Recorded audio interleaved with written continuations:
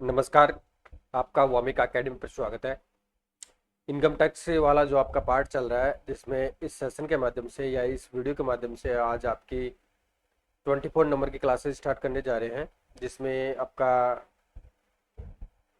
Topic है आयकर पदाधिकारी एवं उनकी शक्तियों के बारे में बात करेंगे। और आयकर पदाधिकारी एवं उनकी शक्तियों के रिगार्डिंग आपका जो लास्ट क्लास था 23वें नंबर का, उसमें बात की थी। तो पार्ट ए में वो चैप्टर कंप्लीट नहीं हुआ था, तो इस वीडियो के माध्यम से पार्ट बी के रूप में इस चैप्टर को कंप्लीट कर लेंगे। ठीक है, अपील से स्टार्ट करेंगे, जो रिमेनिंग टॉपिक्स है उसको कंप्लीट कर लेंगे। और जैसा कि फ्रेंड्स आप सभी को पता है कि ये बैचेज आपका जेवेनियल जूनियर अकाउंटेंट भर्ती परीक्षा 2026 के regarding free of cost batches चला जा रहा है। तो इनकम टैक्स का जहाँ तक मेरा आइडिया है कि आपकी लास्ट क्लासेज है, इसमें आपका कंप्लीट जो भी एज पर सिलेबस है, जिसमें आपका 1961 वाला एक्ट और 2025 वाला एक्ट जो भी अमेंडमेंट हुए हैं, जो भी आपका चैप्टर है वो कवर कर चुके हैं। तो इसके रिगार्डिंग सेपरेट प्ले लिस्ट बना रखी है, जेवेनियल junior accountant income tax act 2025 classes के नाम से है। तो इसमें आपके 24 वीडियो है। तो ये वीडियो लगभग लगभग आपको पूरा सिलेबस को कवर करेंगे। ठीक है, तो इस वीडियो के माध्यम से आपका मेरे हिसाब से इनकम टैक्स से कंप्लीट हो जाएगा। अगर आवश्यकता पड़ेगी देख लेंगे, लेकिन मेरे हिसाब से ये कंप्लीट हो चुका है।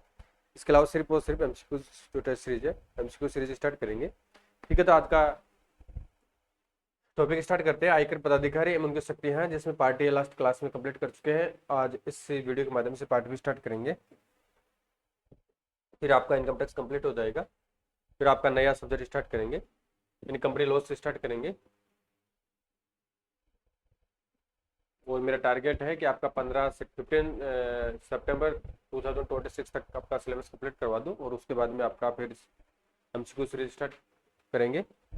लास्ट क्लास में आपका 23वें नंबर की जो क्लास थी फ्रेंड्स, उसमें पार्ट ए यानी 23वें नंबर की जो क्लास है वो यानी पार्ट ए के रूम में थी। और आपकी 24वें नंबर की क्लासेज है वो पार्ट बी के रूम में है। मेरी आयकर पदाधिकारी उनकी शक्तियाँ जिनमें बात की थी 23वें नंबर में यहाँ तक कंप्लीट कर चुके थे। आयकर पदाधिकारी प्राधिकारी जो भी है उनके बारे में बात हो चुकी है। आयकर पदाधिकारी नियुक्ति किस प्रकार से की जाती है, इसके अलावा आयकर प्राधिकारी का वर्गीकरण किस प्रकार से किया गया है, केंद्रीय प्रत्यक्ष कर बोर्ड क्या होता है, उसका आदेश देने की क्या क्या शक्तियाँ होती है, आयकर निदेशक निदेशक क्या होता है उसके बारे में बात हो चुकी थी। इसके कार्य कौन कौन से हैं, और मुख्य आयकर आयुक्त क्या होता है उसके बारे में बात हो चुकी है। इसके कार्य के बारे में बात हो चुकी है। अब अपन यहाँ से स्टार्ट करेंगे। आज की जो क्लास है 24 नंबर की, उसमें स्टार्ट करेंगे आयुक्त अपील से स्टार्ट करेंगे। किसके बारे में स्टार्ट करेंगे? कमिश्नर अपील से स्टार्ट करेंगे। तो आयकर आयुक्त अपील को आयकर अधिनियम के अंतर्गत निम्न अधिकार यहाँ पे प्रदान किए गए। अब कौन कौन से राइट इसको प्रदान किए गए हैं? आयकर आयुक्त अपील को आयकर अधिनियम के अकॉर्डिंग निम्न अधिकार प्रदान किए गए हैं। पहला राइट्स कौन सा है इसको?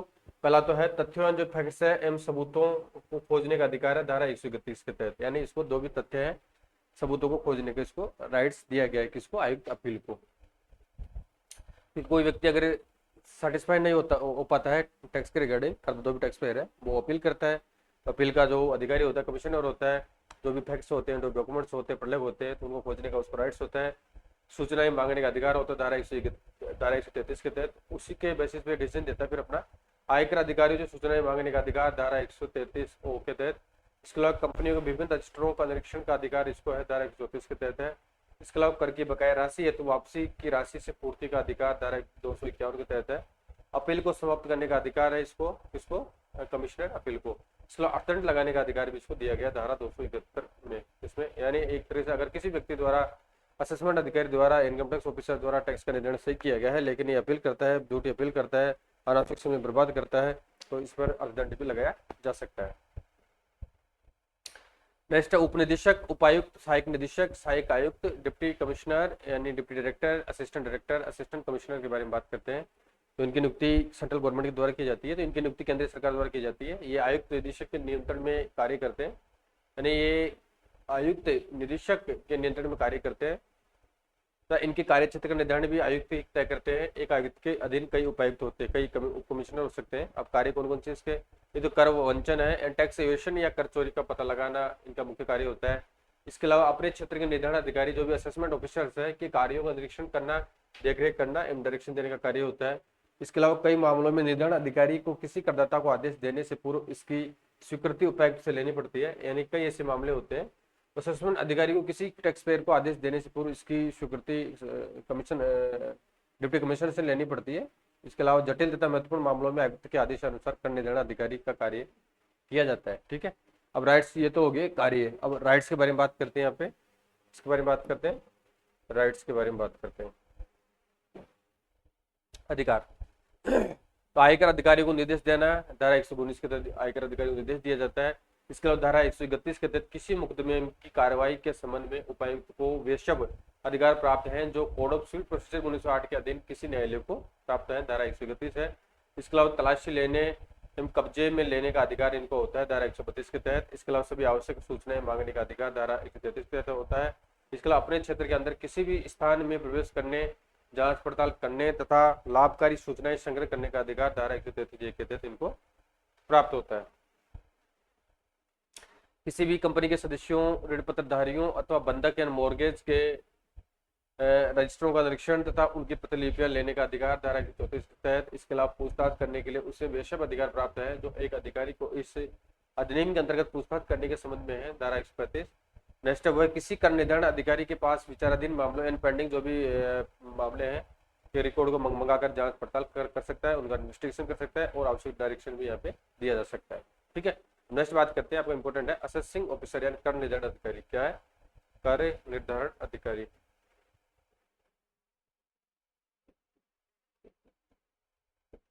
कर निर्धारण अधिकारी यानी असेसिंग ऑफिसर के बारे में बात करते हैं। असेसिंग ऑफिसर का मतलब होता है जो ऐसा अधिकारी जो टैक्स लाइबिलिटी का निर्धारण करता है कि अमुक टैक्स पेयर्स पर कितना टैक्स लाइबिलिटी होगी।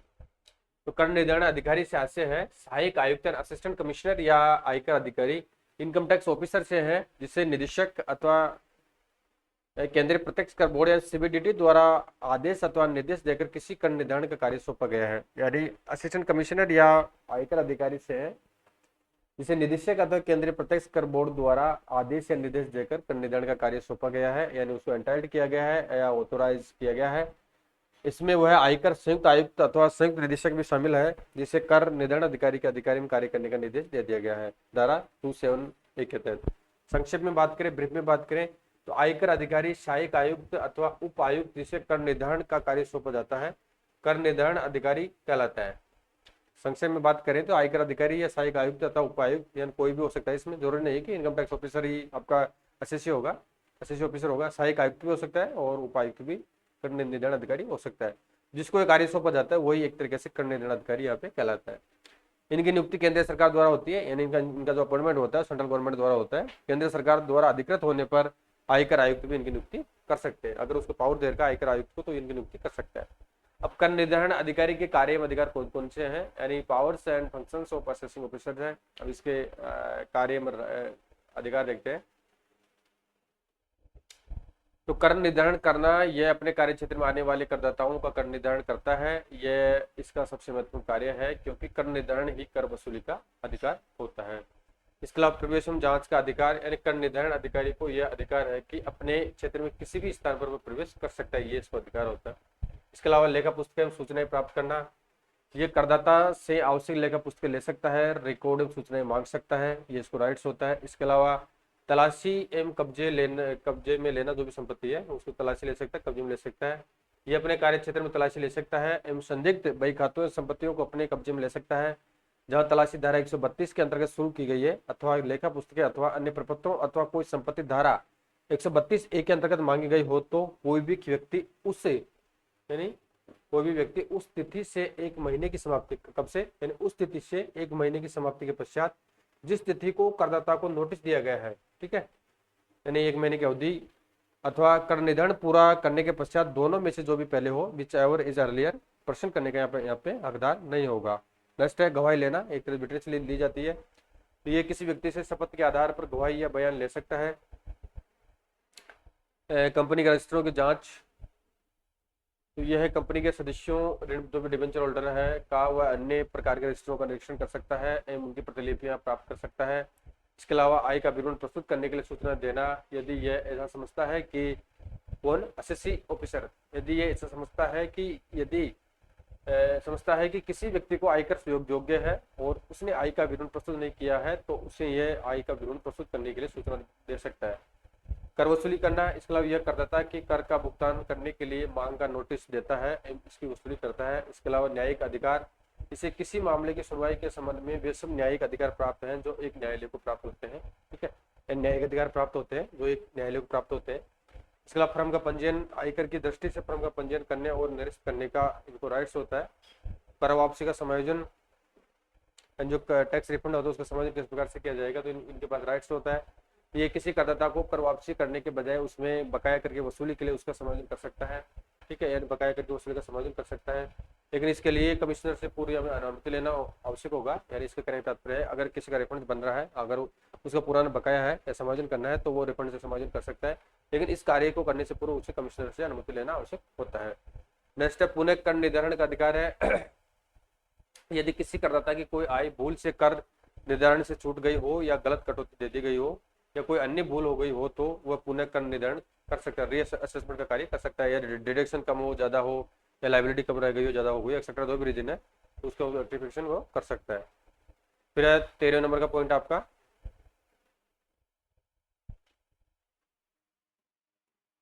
कर की वापसी। यदि करदाता ने अग्रिम कर या उद्गम स्थान पर या TDS tax deduction at sources पर कटौती के रूप में नियमित कर निर्धारण के अंतर्गत देय कर से ज्यादा राशि जमा कर दी हो तो उसे कर की वापसी का आदेश इसी अधिकारी द्वारा दिया जाता है। इसके अलावा स्थायी खाता संख्या देना, परमानेंट अकाउंट नंबर देना, तो यह अपने कार्य क्षेत्र के अंतर्गत आने वाले करदाताओं को स्थायी खाता संख्या आवंटित करता है। कौन करता है? Assessee officer. इसके अलावा अपीलेट ट्रिब्यूनल में अपील क्या है? अपीलेट ट्रिब्यूनल में अपील है। ये किसी मामले के संबंध में अपील में दिए गए निर्णय के विरुद्ध अपीलेट ट्रिब्यूनल में अपील कर सकता है। यानी अपीलेट ट्रिब्यूनल में अपील मतलब ये किसी मामले के संबंध में अपील में दिए गए निर्णय के विरुद्ध अपीलेट ट्रिब्यूनल में अपील कर सकता है, ये इसको राइट्स होता है। यानी अपील के अलावा जो अपील कमिश्नर होता है उसके द्वारा निर्णय दिया गया है उसके विरुद्ध वो अपीलेट ट्रिब्यूनल में जा सकता है। इस प्रकार कर निर्धारण अधिकारी को कई प्रकार के अधिकारी शक्तियां प्राप्त होती है। ठीक है, तो इस प्रकार कर जो असेसमेंट ऑफिसर होता है, असेसी ऑफिसर होता है, उसको कई प्रकार के राइट्स एंड पावर्स होते हैं। अब रचनात्मक जब्ती के बारे में बात करते हैं। यहाँ पे इसके बारे में बात करते हैं फ्रेंड, रचनात्मक जब्ती। तो कंस्ट्रक्टिव सीजर्स के बारे में बात करते हैं, तो इसका एक अर्थ देख लेते हैं। यानी मोटे मोटे ब्रीफ में बात करें, रचनात्मक जब्ती का मतलब होता है एक फिजिकल रूप से वस्तु को जब्त नहीं किया जाता है। कई वस्तुएं ऐसे भारी होती है, कई चीजें, ठीक है, उनको जब्त करना आवश्यक नहीं समझा जाता है, तो उस संबंध में जो भी ऑफिसर होता है उसके द्वारा एक नोटिस दे दिया जाता है कि जो भी पदाधिकारी है उसकी विदाउट अनुमति के आप इन जो भी सामान है इनका विक्रय या हस्तांतरण किसी अन्य व्यक्ति को आप नहीं कर सकते हैं। अगर आप इनका हस्तांतरण बिक्री करते हैं तो आप इसके लिए लायबल होंगे या दोषी होंगे, तो उसी को एक तरीके से रचनात्मक जब्ती कहा जाता है। अब इसका डिटेल से इसका अध्ययन करते हैं, देखते हैं इसको।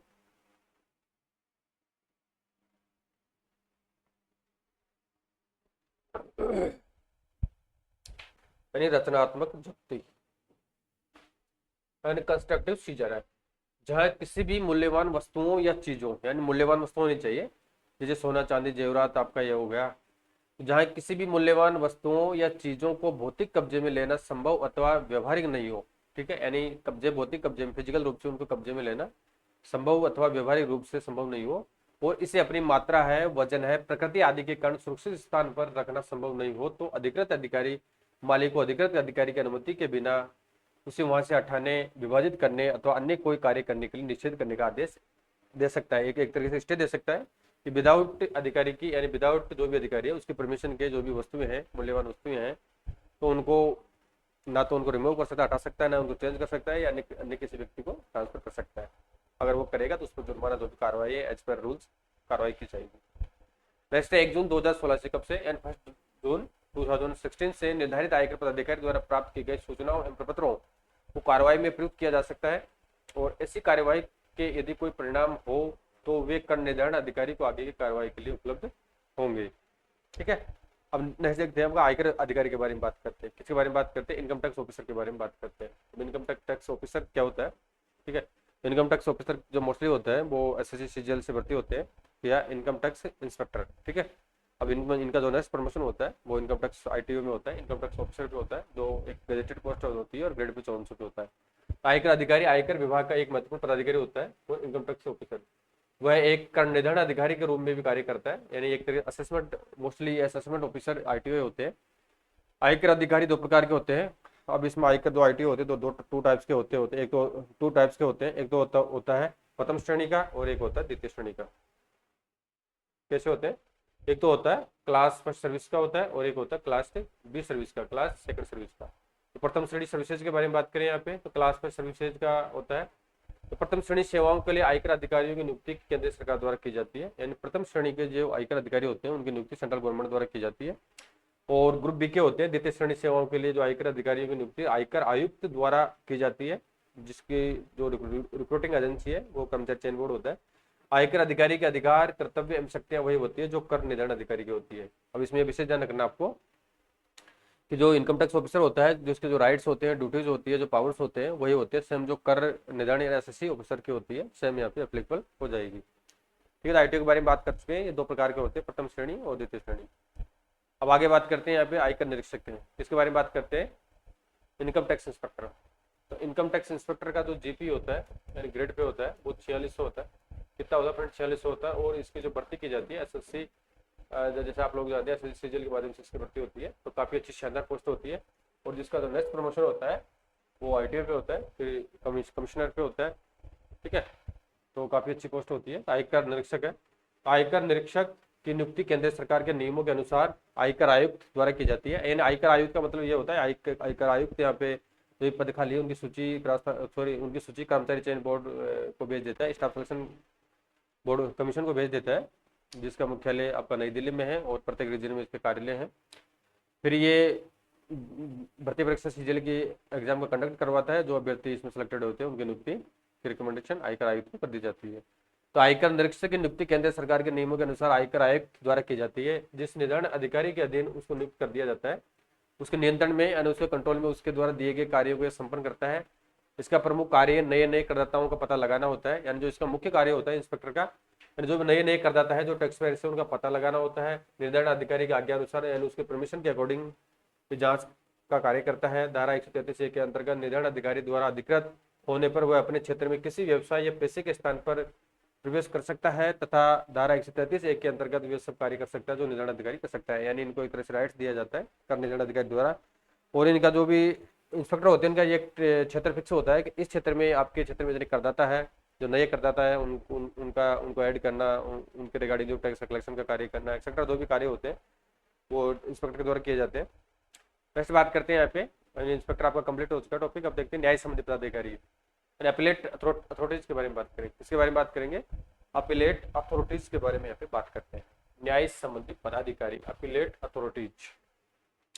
तो आयकर अधिनियम में कुछ न्याय संबंधी पदाधिकारियों की भी व्यवस्था की गई है। किसके रिगार्डिंग की गई है?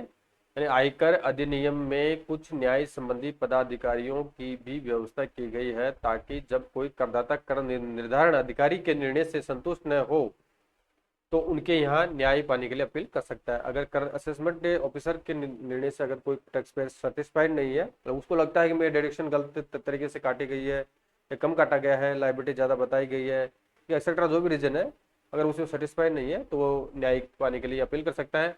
पदाधिकारी की श्रेणी में निम्नलिखित व्यक्ति आते हैं। एक तो होता है आयुक्त अपील, और दो व्यक्ति होते हैं इसमें, एक ठीक दोनों अपील में होते हैं। ये तो आयुक्त अपील होता है और दूसरा होता है उपायुक्त अपील। ठीक है, ये इससे छोटा होता है, ये मेन होता है, ये सब्सिडरी होता है। ठीक है, कमिश्नर और सब कमिश्नर अपील है। तो आयकर आयुक्त अपील तथा उपायुक्त अपील है। यानी commissioner of income tax appeals and deputy commissioner of income tax appeals के बारे में यहाँ पे बात करते हैं। तो इनकी नियुक्ति केंद्र सरकार द्वारा की जाती है, यानी इनके अपॉइंटमेंट का कार्य है वो सेंट्रल गवर्नमेंट द्वारा किया जाता है।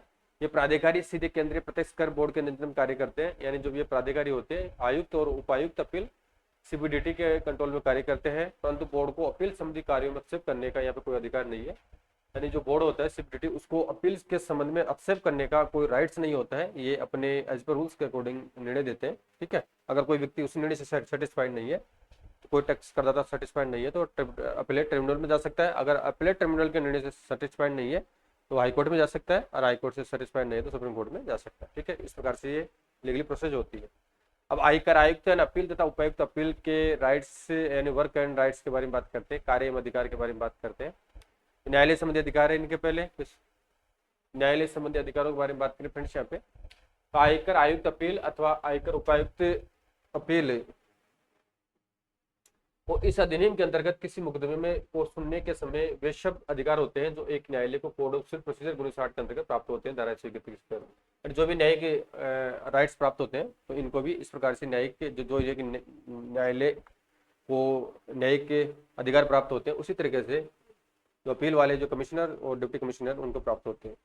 नेक्स्ट इंफॉर्मेशन मांगने का अधिकार है, सूचनाएं मांगने का अधिकार। इन्हें मामलों से संबंधित सूचनाएं प्राप्त करने के सभी अधिकार प्राप्त है धारा 133 के तहत। इसके अलावा कंपनी के रजिस्टरों का निरीक्षण करने का इनको राइट्स होता है, यानी कंपनी की जो भी लेखा पुस्तिका होती है रजिस्टर होते हैं, जो भी डिबेंचर है, शेयर होल्डर्स है, उनका रजिस्टर है, तो इनको निरीक्षण करने का इनको राइट्स होता है।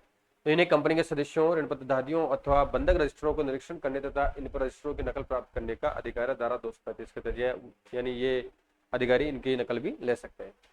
इसके अलावा कर वापसी की रकम का समायोजन, जो कर रिफंड का समायोजन किया जाता है, तो बकाया मांग है उसका उससे समायोजन कर सकते हैं। तो कर की बकाया राशि की वसूली करने में कर वापसी की रकम का समायोजन करने का अधिकार इनको धारा 245 के तहत दिया गया है। इसके अलावा अपील निपटाने के संबंध में अधिकार एन धारा 251 के अंतर्गत आयकर आयुक्त अपील अथवा उपायुक्त अपील को अपील निपटाने के संबंध में निम्नलिखित अधिकार प्राप्त होते हैं। कौन कौन से होते हैं?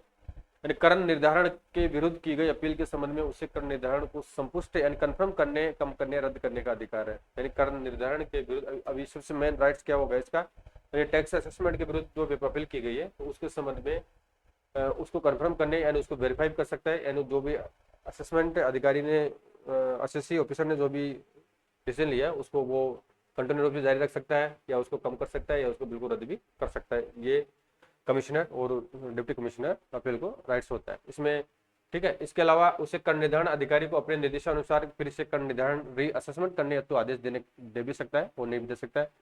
इसके अलावा अर्थदंड है, पेनल्टी है के विरुद्ध के अगर पेनल्टी के विरुद्ध की गई अपील के संबंध में यह अर्थदंड को संपुष्ट यानी कंफर्म कर सकता है अथवा रद्द कर सकता है अथवा संशोधन करके अर्थदंड को कम कर सकता है या बढ़ा सकता है। यानी इसका कहने का तात्पर्य है जो अर्थदंड लगाया गया अधिकारी द्वारा, अब उस अर्थदंड को वो कंटिन्यू जारी रख सकता है, या उसको बिल्कुल माफ भी कर सकता है, या उसको संशोधन सहित कम भी कर सकता है, या संशोधन के पश्चात में उसको बढ़ा भी सकता है। ये उसको राइट्स होता है। अन्य किसी दशा में वह जैसा उचित समझे निर्णय दे सकता है, जो उसको प्रॉपर्ली एज पर रूल्स लगे उसके अकॉर्डिंग वो निर्णय दे सकता है, ठीक है। कौन? कमिश्नर और डिप्टी कमिश्नर अपील। नेक्स्ट देखते हैं, टिप्पणी देख लेते हैं इसमें, लास्ट टॉपिक है इसका। फिर आपका इनकम टैक्स 1961 2025 कंप्लीट हो जाएगा, सब्जेक्ट कंप्लीट हो जाएगा आपका, और फिर आपका नया चैप्टर स्टार्ट, नए सब्जेक्ट स्टार्ट करेंगे कंपनी लॉ 2013 से। टिप्पणी एक कमेंट है, यदि आयकर आयुक्त यानी अपील अथवा आयकर उपायुक्त यानी इनकम टैक्स कमिश्नर और डिप्टी कमिश्नर अपील के किसी निर्णय के फलस्वरूप करदाता के कर दायित्व में वृद्धि होती है, यानी इनके निर्णय के फलस्वरूप करदाता के कर दायित्व में यानी लाइबिलिटी में वृद्धि होती है अथवा वापसी की रकम कम होती है या रिफंड की रकम कम होती है, एक तरह से टैक्स पेयर को नुकसान होता है, तो ये पदाधिकारी ऐसा निर्णय तभी दे सकता है जबकि उसने निर्णय देने के पूर्व करदाता को अपनी स्थिति स्पष्ट करने के लिए उचित अवसर प्रदान किया हो। इसके कहने का तात्पर्य है अगर टैक्स पेयर्स के यानी करदाता के हितों में अगर कोई प्रतिकूल बदलाव होता है, नेगेटिव चेंजिंग होता है, उसके लिए जो नुकसानदायक होता है, तो वो निर्णय देने से पहले जो भी कमिश्नर है, ड्यूटी कमिश्नर है अपील वालों को, तो एक बार टैक्स पेयर को स्पष्टीकरण देने के लिए मौका दिया जाता है, उसकी जो भी समस्या उनको सुना जाता है, उसके पश्चात में ये निर्णय कमिश्नर और डिप्टी कमिश्नर अपील के द्वारा दिया जाता है, ठीक है फ्रेंड्स। तो आपका ये चैप्टर कंप्लीट हो चुका है, जिसको 2 पार्टों में कंप्लीट किया था, part A part B. Part A में आपका 23वें नंबर की क्लासेज है और पार्ट बी में आपके 24वें नंबर की क्लासेज है।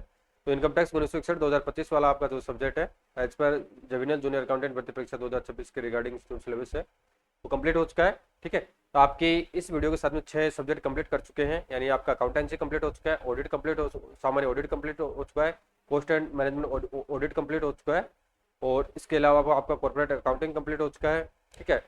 और आपका जो इनकम टैक्स एक्ट 1961 वो 2025 वाला आपका कंप्लीट कर चुके हैं। अब आपके 7वें नंबर के सब्जेक्ट स्टार्ट करेंगे, कल से स्टार्ट करेंगे।